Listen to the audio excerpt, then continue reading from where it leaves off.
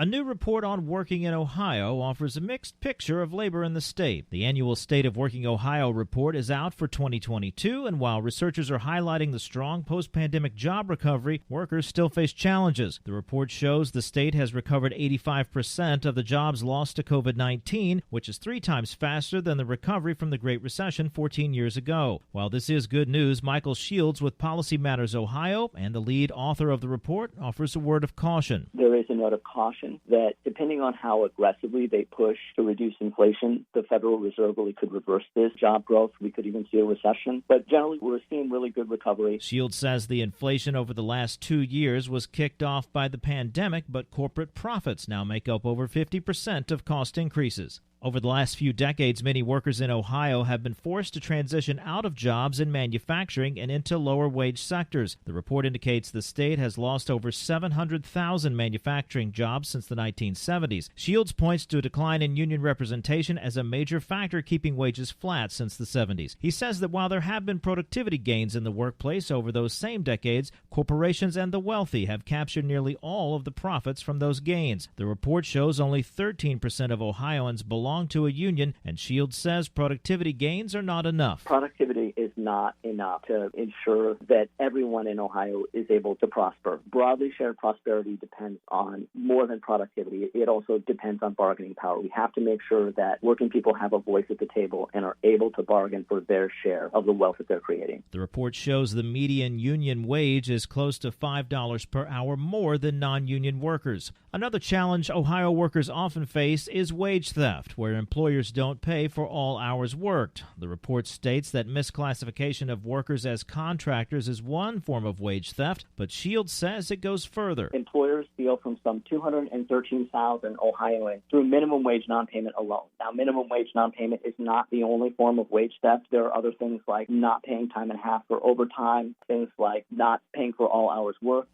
Sometimes folks will work a short-term job and just never get their last paycheck. Shields says Ohio does not have the investigative resources to address the scale of the wage theft problem in the state. This story was produced in association with Media in the Public Interest and funded in part by the George Gund Foundation. For Ohio News Connection, I'm Brett Pivito. Find our 8 trust indicators to support transparency and accuracy at publicnewsservice.org. Hi, I'm Jennifer Mooney. Welcome to what is our new Hope Interrupted podcast based on the work from our book, Hope Interrupted, that I co-authored with my good friend Byron McCauley.